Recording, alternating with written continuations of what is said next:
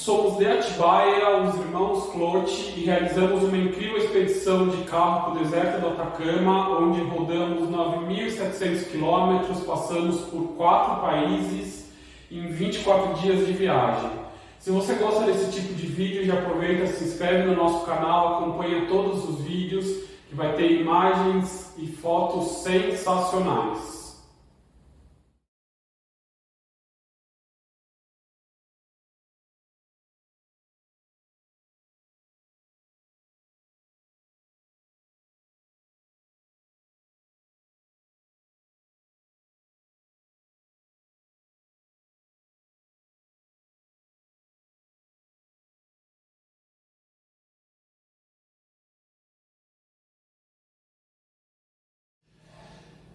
Bom, pessoal, depois daquele dia sufocante que a gente tinha passado, dos sustos, dos perrengues, principalmente os sustos do carro e da aranha, era a hora de seguir viagem.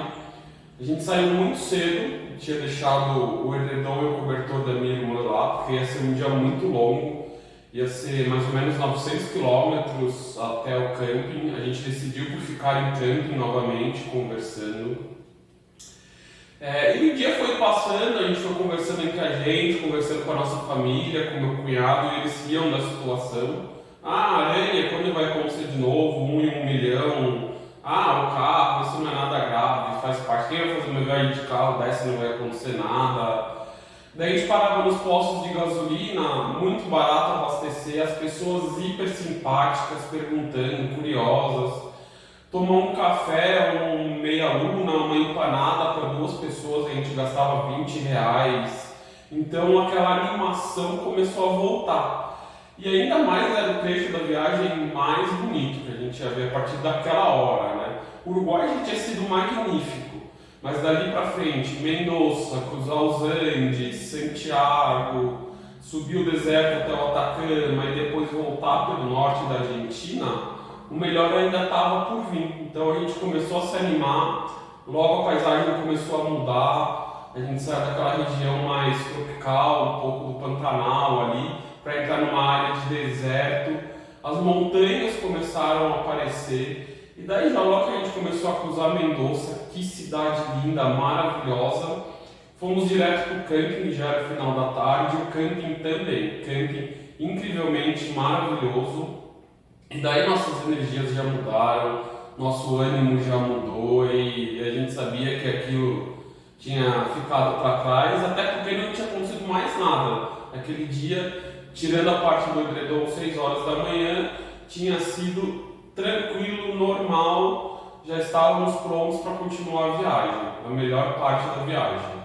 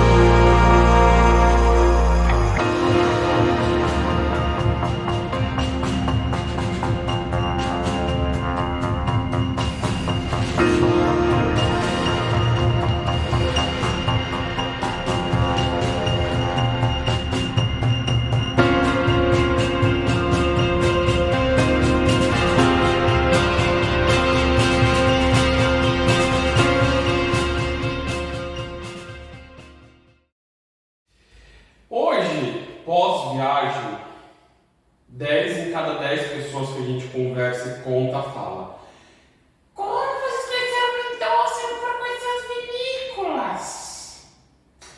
Bom, na verdade tem alguns motivos. O primeiro nossa programação estava a conhecer as vinícolas. Porém, quando a gente chegou lá, o tempo estava ruim. Tava aquela garoa, mas não molha, garoa, garoa. À noite a gente pegou chuva e molhou todo o nosso acampamento. Segundo, a gente tinha algumas coisas para fazer. Então tinha que comprar outro edredom e travesseiro. Então a gente na verdade teve que sair para procurar, porque nos mercados não tinha. No primeiro que a gente foi não tinha, depois a gente achou num Carrefour. A gente tinha que lavar roupa, porque já fazia uma semana que a gente estava viajando e a gente não tinha lavado ainda. E nossa programação era lavar nas cidades grandes, então em Mendonça. Isso a gente resolveu pela manhã. Deixamos uma lavanderia que a gente achou no hipermercado que tinha perto da gente, em indicação do pessoal do camping, fomos pegar à noite. E segundo, a gente passou para conhecer a cidade, a gente ficou passeando por Mendonça e realmente Mendonça é maravilhoso. E a gente foi conversar com o pessoal numa casa de turismo, sabe, brasileiro curioso? Vamos ver o que eles falam. Às vezes tem algum passeio diferente na estrada entre Mendonça e Santiago que a gente no Google não achou, não estava no nosso roteiro. E a nossa preocupação era o tempo, porque se a gente colocasse previsão do tempo em Mendonça, era tempo fechado pela próxima semana. Aí eu falei, como que a gente vai cruzar os Andes com chuva? A gente vai perder uns passeios mais bonitos da viagem. E já era parte da tarde quando a gente foi nessa agência, não falamos nossa programação, nossa ideia, nada, e a moça falou, não, mas na montanha é outra previsão do tempo, não tem nada a ver com aqui. E ela entrou num site com a previsão de uma vila que ficava perto da Concagua, no meio das montanhas, e a previsão era sol sem nenhuma nuvem para o dia seguinte. E depois o tempo não estaria bom, então nossa opção era cruzar no dia seguinte. Então a gente poderia não pegar o tempo bom.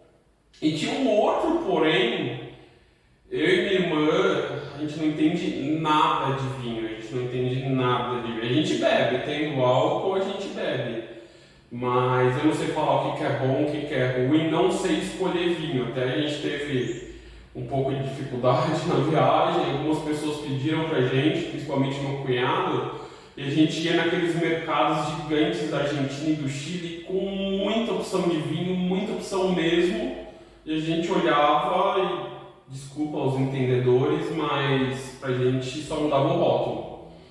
Então a gente pegou até uma indicação que estava em promoção lá, levamos algumas, a gente não entendia nada. E por esse motivo a gente acabou não indo visitar as vinícolas. E a gente saiu de Mendonça apaixonado, é uma cidade maravilhosa, muito arborizada, os parques, e com a sensação de quero voltar. Aliás, todos os outros lugares que a gente foi, quero voltar. Ali é lugar que a gente fica uma semana tranquilamente. E a gente passou 2 noites e um dia inteiro. Foi no dia seguinte a gente seguiu para Santiago. Vocês vão acompanhar na sequência e valeu super a pena, foi hiper maravilhoso, um dos dias mais espetaculares de toda a viagem. E o primeiro grande dia da viagem tinha chego.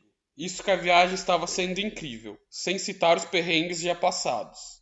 Acordamos cedo, tomamos um café bem reforçado, mas desmontar o acampamento não foi fácil. Choveu à noite e sujou muita coisa. As barracas e a lona ficaram com bastante lama por baixo. Não tinha como limpar. Sorte que tínhamos um saco grandes e guardamos tudo dentro, porque a proteção delas, as capas, não tinha como. O tempo estava fechado, muito frio, neblina, umidade. Parecíamos que não íamos curtir nada. E a primeira atração, Potrerilhos, a uns 70 quilômetros de Mendoza, uma represa no meio das montanhas, não vimos nada. Só passamos um frio danado. Meu Deus, as mãos ardiam. A temperatura estava na casa dos 3 graus e a sensação com certeza era negativa. Saímos de lá frustrados e com medo, mas vimos a previsão do tempo um dia antes, e o milagre aconteceu. Aos poucos a chuva parou, a neblina foi cedendo, e começamos a ver os primeiros sinais do azul do céu. Entrávamos cada vez mais nas montanhas, cada curva um encantamento, menos nuvens, e como uma mágica saímos de uma série de túneis, e tudo estava perfeito. Parecia um dia maravilhoso, sem contar o frio e o vento, sem nenhuma nuvem no céu. Onde era aquele lugar que estávamos há 30 quilômetros atrás? Não sei, mas estávamos no paraíso. Depois disso, tudo foi maravilhoso.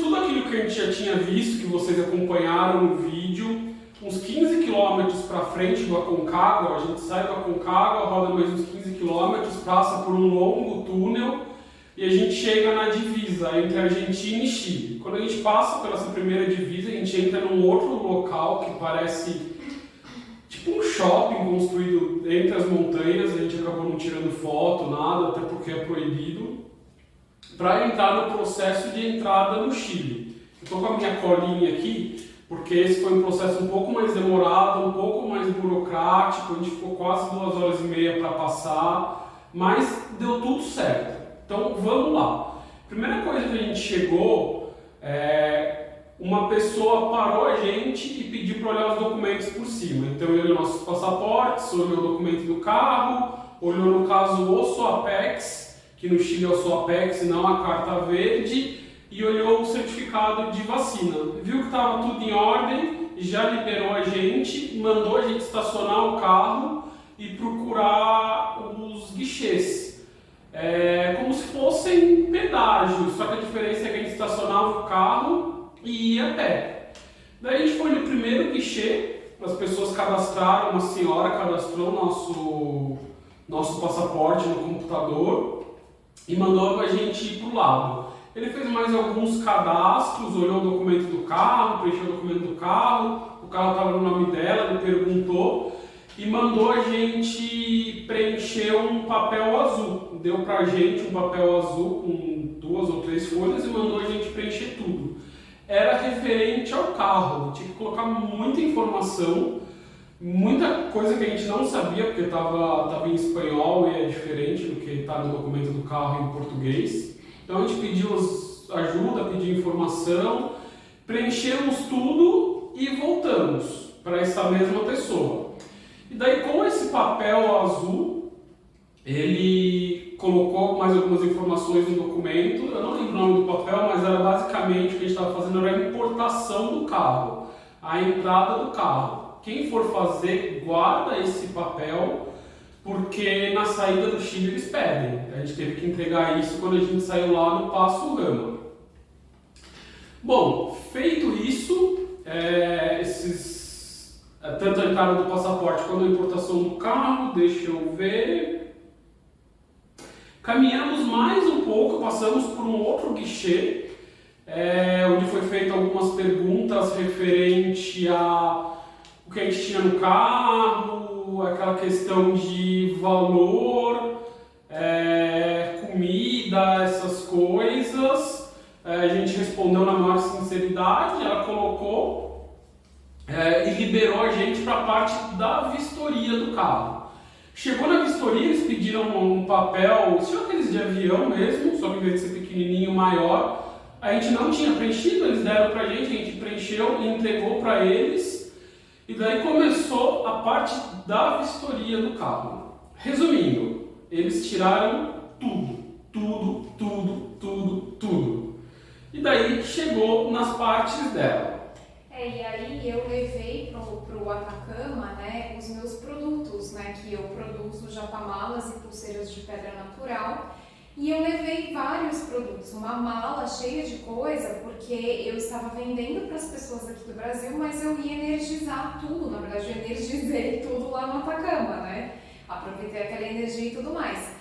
E aí, quando essa mala passou no raio-x, eles viram que tinha alguma coisa, né, suspeita lá dentro.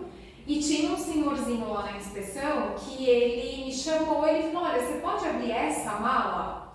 E aí eu falei, ferrou, porque assim, a gente já estava com medo desses produtos desde a saída do Brasil, porque são pedras e tal, é pesado, então a gente já estava com esse receio. Só que esse senhorzinho, ele era muito gente boa, e ele já estava brincando com a gente, ele estava falando que eu ia voar lá com o vento, estava zoando a careca do meu irmão, então a gente já tinha entrado lá no clima da brincadeira. E aí eu fui abrir a minha mala, né, pra mostrar pra ele, e aí ele, tá, então você pode me mostrar aqui e tal. E aí eu expliquei pra ele, falei, olha, esses são produtos que eu tô trazendo do Brasil, eu tô indo pro Atacama, eu vou energizar esses produtos e eu vou levar de volta comigo, porque eu tô vendendo pros meus clientes do Brasil. E aí ele ficou olhando, falando, você pode pegar esse, você pode pegar aquele? E eu morrendo de medo, meu irmão ali todo tenso. Aí, por fim, ele vira pra mim e fala: Nossa, você é um artista, nossa, que coisa mais linda, parabéns pelo seu trabalho. Aí ele até comentou assim: Ah, vocês brasileiros, vocês são tão criativos, que legal. E aí a gente ficou trocando ideia ali a respeito dos meus produtos. E aí foi aquele: Ai, graças a Deus, porque eu tava com um valor alto de estoque ali, né? Tava com medo de perder e tudo mais. Mas aí passou, né? Então eu acho que essa foi a parte um pouco mais crítica ali da fronteira, né? Foi, deu tudo certo, tranquilo. Outra coisa que é importante comentar, a parte de comida. Como nas outras fronteiras, se vocês viram o vídeo, viu que foi tranquilo, a gente não jogou nada fora. Eles pediram para mim nosso cooler. E, a gente tinha coisa que teoricamente não podia passar. Mas a única coisa que a gente teve que jogar fora foram os ovos. E eles não queriam jogar fora. Não tá cozido. Ai, ele queria que eu falasse que tivesse cozido pra gente não ter que jogar fora. E ele não tava. E na hora a gente nem se tocou, falou: não tá. E daí foi fora. Então também foi super tranquilo. Depois tiraram tudo do carro, toda a simpatia, tem que montar o carro. Só que daí mandaram a gente tirar o carro e nosso carro tava milhado de coisa. A gente teve que montar tudo, na verdade a gente tacou tudo dentro, né? E daí foi um pouco chato, assim. Daí logo liberaram a gente, esse mesmo senhorzinho, a gente ficou conversando com ele. Eu falei pra ele: Cara, tenho isso de peso chileno, é suficiente pro pedágio? Ele falou que era. Deu uns alertas pra gente de Santiago, que era uma cidade perigosa em relação a roubo de carro de turista, porque turista fica pouco tempo, eles veem placa de fora, sabem que tem valor, então não vai ser investigado, e liberamos. Falando assim parece que foi fácil, mas esse processo demorou 2 horas e meia, porque tinha fila, tinha muitos carros, a gente fez amizade com outros brasileiros que estavam lá, e daí logo a gente saiu e deu de cara com Bienvenidos Chile. E daí vocês vão assistir na sequência do vídeo aí os famosos caracoles. Logo que fomos liberados na fronteira e recarregamos o carro, saímos do complexo da aduana e demos de cara com a famosa placa: Bienvenidos, Welcome Chile. Reinstalamos a câmera que tivemos que tirar e começamos a descer os famosos caracoles. Infelizmente já era final da tarde, o sol estava começando a se pôr e as fotos não saíam boa. A paisagem e a estrada são impressionantes. Os caracoles realmente são muito inclinados. Descemos com muita calma, com o carro engrenado, curva após curva, para não esquentar o freio do carro, e tomando o máximo cuidado com os caminhões que estavam subindo embalados. Depois de uns 30 minutos de descida, após o fim dos caracóis, quando parecia que voltaríamos para a civilização, o trânsito parou. Uma obra gerou um baita de um congestionamento e ficamos uns 50 minutos parados, até liberarem. Foi então que escureceu, e daí a vista das montanhas se foi, e tinha um longo trecho de estrada pela frente até Santiago. Chegamos em Santiago depois das 9 da noite. Como cidade grande não tinha camping, pegamos um hotelzinho e fomos correndo falar com nossa família que não tinha notícia da gente há algumas horas, desde que entramos na fronteira, e estavam aflitos. Ainda não tínhamos o chip do Chile e para contato com eles precisávamos de Wi-Fi. Saímos para jantar. Fomos num Subway perto do hotel e já sentimos uma facada no peito. Meu Deus, como o Chile é caro. Bienvenido ao Chile. Voltamos para o hotel e nosso dia incrível estava terminado. A jornada a Chile estava apenas começando, mais uma etapa da viagem inesquecível.